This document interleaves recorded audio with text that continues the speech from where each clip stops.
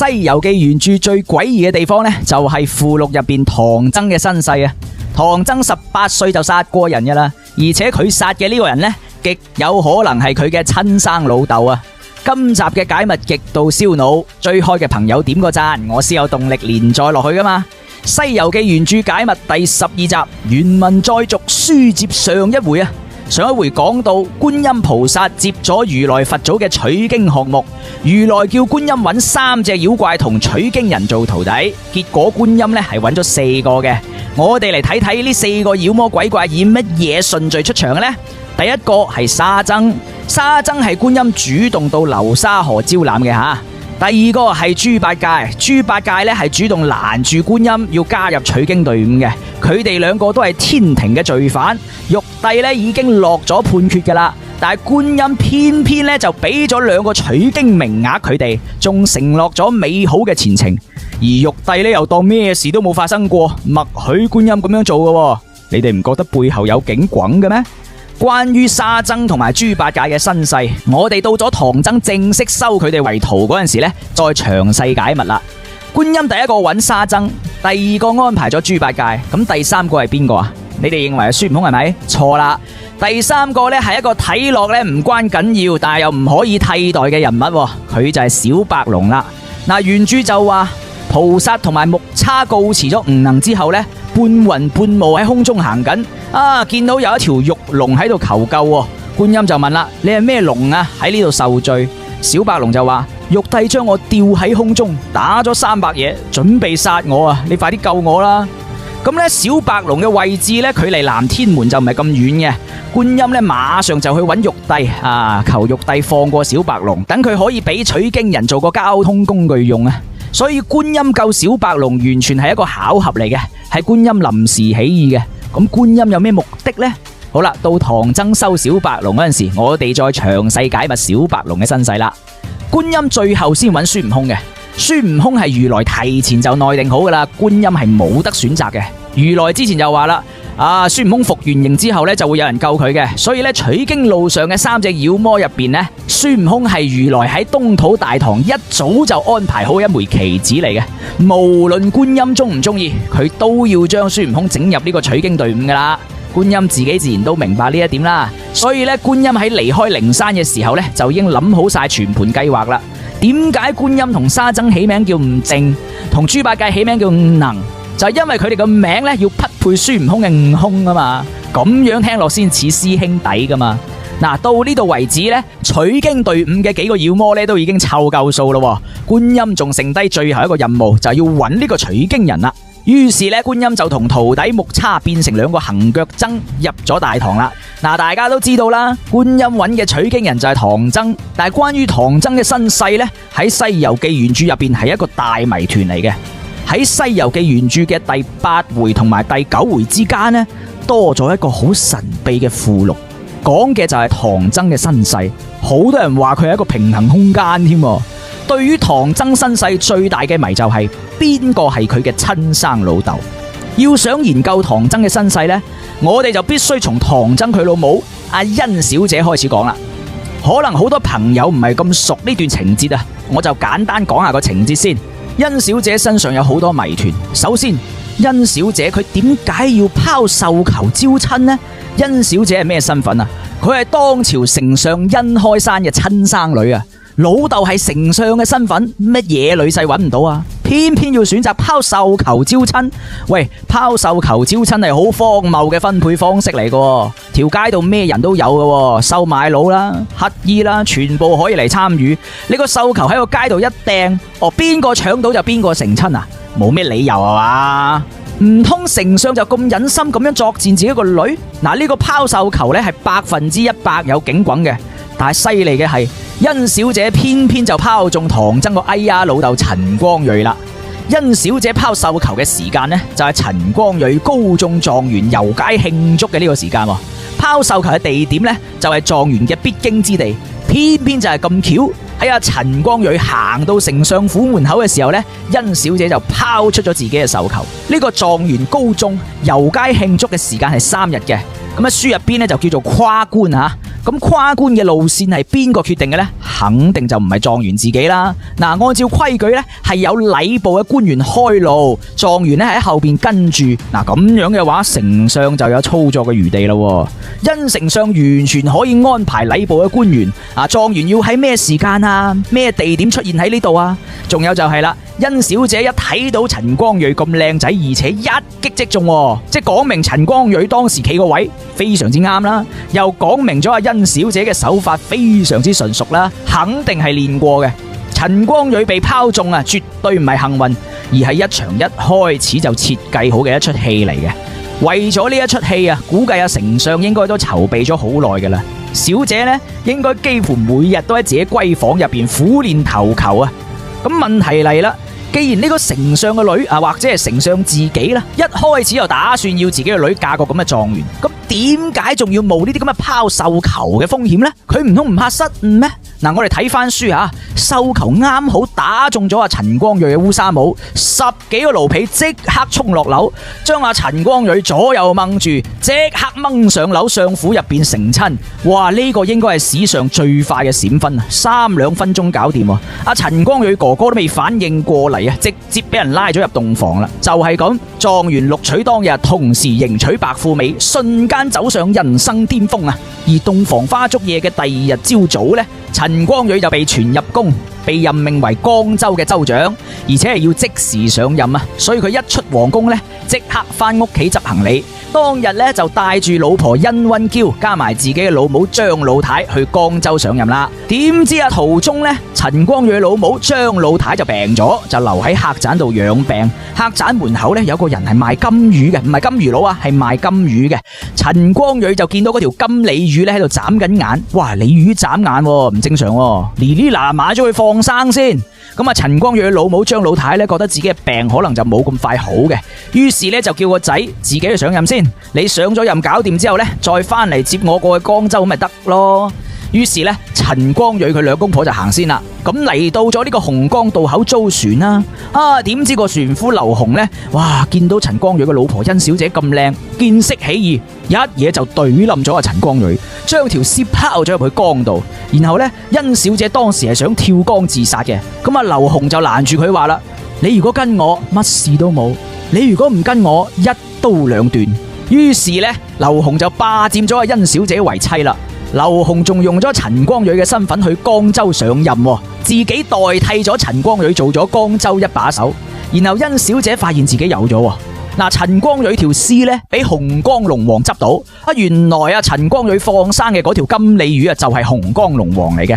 龍王就用定顏珠保存住陳光蕊嘅屍體，等佢唔會腐壞，仲留住陳光蕊嘅魂魄喺龍王府度做住個都領先，以後有機會再還陽報仇啦。咁3個月之後呢，劉洪就出差，甄小姐喺花亭嗰度感嘆，突然間覺得身體好攰，個肚突然間痛，即刻暈低喺地，於是就生咗啦。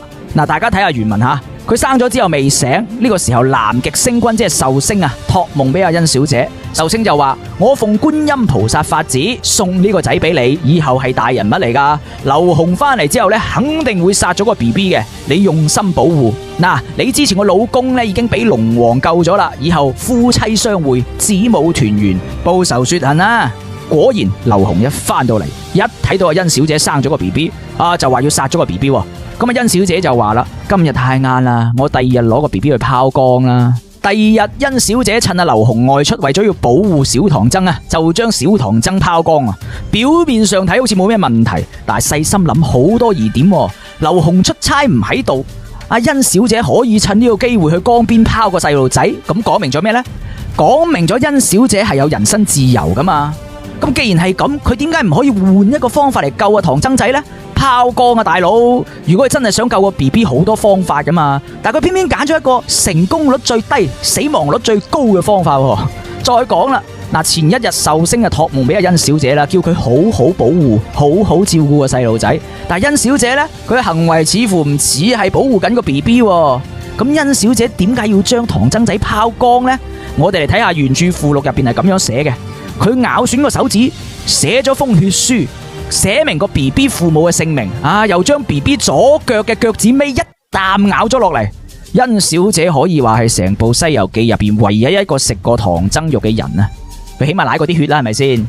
咁啱呢個時候呢，江上邊呢就飄咗一嚿木板過嚟啦。殷小姐呢就將唐僧仔綁喺塊木板上邊，放埋個血書上去。於是唐僧仔就咁樣飄走咗咯，一直飄到金山寺被金山寺嘅法明長老收養咗。法明長老收佢為徒，仲同佢改咗個名叫江流。注意啦，呢度電視劇又唔同啦電視劇係改編咗原著嘅，原著係寫到唐僧係到咗18歲，佢師父法明長老呢先同佢剃度出家嘅，唔係從細就做和尚噶。唐僧18歲先出家噶法明長老呢就同佢改咗個名叫玄奘，佢細嗰陣時咧叫江流，咁呢仲同佢講明咗佢嘅身世。咁唐僧知道自己身世呢，即刻就撲佢揾佢阿媽殷小姐啦，又去揾埋佢阿嫲張老太。18年前呢，阿陳光蕊呢被殺之後冇返客棧接走阿張老太啊嘛，咁啊張老太又冇錢住客棧，於是呢就一直做乞衣，一邊行乞就一邊喊，喊到眼都盲埋啊！咁呢唐僧揾到咗佢嫲嫲張老太呢，就講明咗自己嘅身世，仲用條脷嚟舐佢阿嫲嫲對眼，點知呢佢嫲嫲對眼俾佢舐到好返咗。咁咧，再去揾阿唐僧嘅外公，即係阿殷丞相啊。咁咧，殷丞相知道咗成件事之後咧，就上報俾皇帝唐太宗啦。唐太宗就發兵6萬，殷丞相就統兵出發，捉咗劉洪，將劉洪咧就押去洪江渡口。呢個時候咧，殷丞相、殷小姐同埋唐僧3個人咧就喺江邊望空祭奠，然後生湯咗阿劉洪嘅心肝出嚟，祭咗阿陳光蕊。大家睇下啦。唐僧18歲就殺人啦，然後燒咗一篇祭文。洪江龍王收到呢篇祭文之後呢，就將陳光蕊嘅魂魄同埋肉身呢就還咗陽啦。於是唐僧呢一家就團聚啦。陳光蕊呢就去咗朝廷上任做咗大學士跟住皇帝理政添。咁呢唐僧自己呢，佢就決心出家，去咗洪福寺修行。但係偏偏皆大歡喜嘅時候，殷小姐自殺。故事大概就係咁啦。大家有冇覺得好詭異啊？唐僧嘅老母殷小姐殷溫嬌嘅行為係極度奇怪嘅。佢被呢個劉洪霸佔咗18年都冇自殺，後嚟唐僧為佢報咗仇啦，一家團聚啦，佢反而從容自殺。呢個女人咩邏輯嚟噶？其實要搞清楚殷溫嬌點解會有咁多詭異行為呢？首先要搞清楚劉洪嘅真實身份，以及殷溫嬌同埋劉洪究竟咩關係呢？仲有唐僧究竟係邊個嘅骨肉呢？唐僧後嚟咧喺第37回烏雞國嗰度回憶自己嘅出身咧，佢就話：我父親係俾水賊所殺，我母親咧又俾水賊所佔，經3個月之後咧生咗我，亦即係話劉洪殺咗陳光蕊霸佔阿溫小姐之後3個月就生咗唐僧咯。換句說話講，即係話喺被劉洪霸佔阿殷小姐之前，殷小姐至少已經有咗6-7個月嘅啦。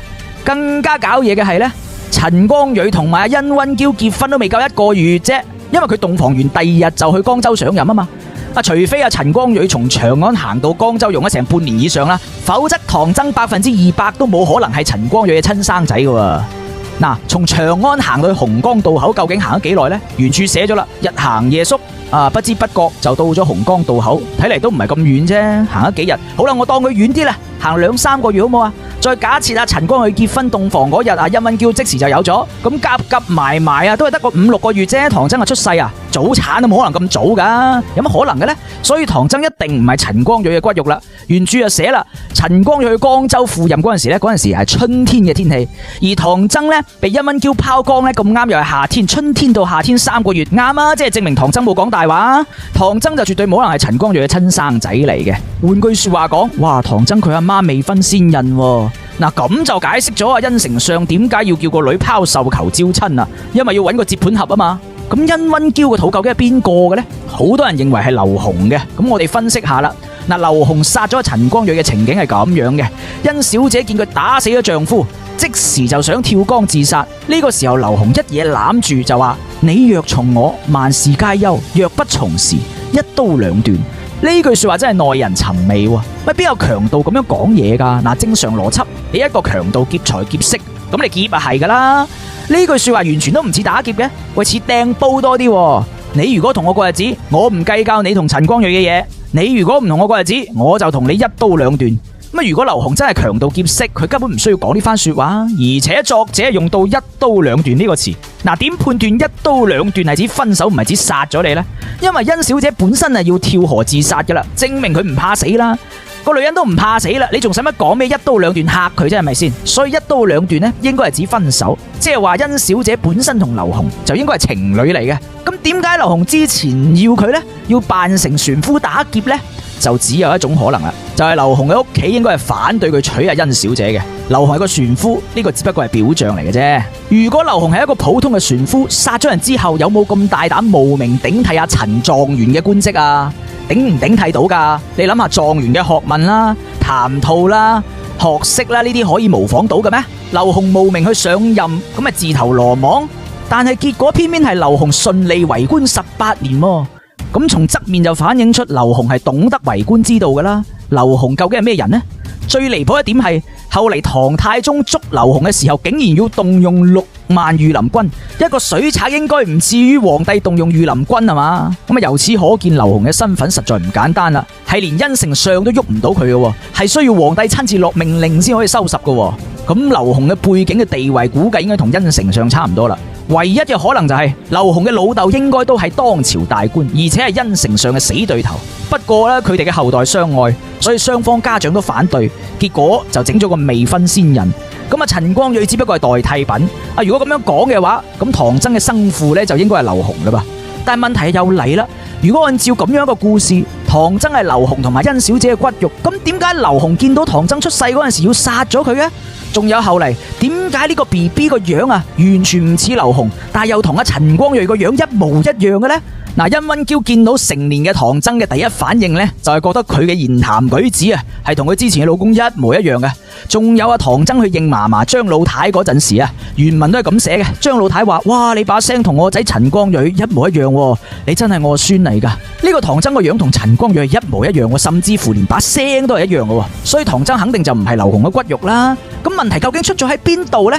問題就出在唐僧出世呢個過程度啦。原著咁寫噶嘛，殷小姐喺花亭上面感嘆突然肚痛就生咗個唐僧啦。哇，普通人生細路仔好痛苦啊個過程，但係殷小姐就暈低喺地，一醒呢個細路仔自己走咗出嚟啦。跟手呢阿壽星嘅託夢話，奉觀音菩薩法旨送呢個細路仔俾你，你要好地咁保護。真相就係觀音送子啊！唐僧係觀音送嚟投胎嘅，就唔係殷小姐原來肚入邊嗰件嚟嘅。咁點解劉洪一翻嚟見到殷溫嬌生咗個 BB 話要殺佢呢？就係因為觀音同埋壽星做咗個局啊！佢送咗個投胎嘅靈魂俾殷溫嬌，而且係令到呢個 BB 咧係即時出世嘅。咁劉洪翻嚟見到生咗啦，咁啊發覺喂，根本未到預產期，早產都冇咁早啦。所以咧，我認為劉洪嗰陣時就認為呢個 BB 一定唔係自己親生嘅。喂，再睇清啲，哇，個 BB 個樣同阿陳光蕊咁似嘅，同自己完全唔似。於是就認為殷溫嬌一定係同自己識之前就已經同阿陳光蕊有路啦，以為個 BB 係陳光蕊嘅，所以劉洪嗰陣時咪就要殺咗唐僧仔咯。觀音做咗個局，送子投胎嘅時候呢，整到個 BB 個樣同埋陳光蕊一模一樣。就係要世人，尤其是係要唐僧自己都要相信自己就係陳光蕊個仔。喺《西遊記》世界入邊啲神仙將一個人嘅樣整容到同另外一個人個樣一模一樣，根本就唔係咩難事啊！例如小白龍都整到成匹馬咁啦，何況個人個樣微調下。所以原著就寫啦，殷小姐痛恨劉賊，恨不得食佢肉寢佢皮。我認為呢個就係殷小姐複雜同埋痛心嘅心情啦。哇！我有咗你劉洪嘅 BB， 我哋因為家庭原因就冇辦法喺埋一齊。好唔容易我老豆諗到條橋拋繡球揾個狀元郎翻嚟接盤，我諗住一世咁樣就算啦。你而家又跳出嚟殺咗我啱啱結婚嘅合法丈夫，而家先嚟話同我一齊，我有乜可能唔憎你啊？咩都你講晒，咩都你玩晒，加上後邊殷溫嬌仲要俾神仙當棋子咁玩令到劉洪完全唔信個細路仔係自己嘅。殷小姐點解要將唐僧拋光呢？因為從壽星託夢開始，殷小姐已經意識到自己嘅命運同埋個 BB 嘅命運一早已經俾人控制住啦。BB 提前出世，俾嗰班神仙改造咗，自己已經變成一個工具人啦。殷溫嬌真係可憐啊！呢個亦都解釋到點解殷溫嬌最後會自殺啦。如果唐僧係陳光蕊個仔一家團聚殷小姐忍辱負重咗18年都冇自殺，喺最幸福嘅時候會嚟自殺，完全都唔合邏輯啦。我有一個朋友反駁我話，喂，如果神仙可以隨時令送子投胎嗰啲細路仔即刻出世嘅話，唔使睇預產期，咁呢個 BB 都有可能係陳光蕊個仔嚟嘅。嗱，1-2個月都生得啦，因為唔使睇預產期啊嘛。嗱，我啊即刻又反駁翻啦。如果係咁嘅話，咁開頭啊，甄丞相使乜整啲咩拋繡球招親啊？甄嬛嬌仲需要自殺咩？大家話有冇道理啦？嗱，《西遊記》呢個附錄咧，一直以嚟都係研究《西遊記》學者爭議好大嘅一個話題嚟嘅。呢度亦都睇到唐僧係一個有仇必報嘅人，殺劉洪嘅時候係生湯心肝㗎，你又點睇呢？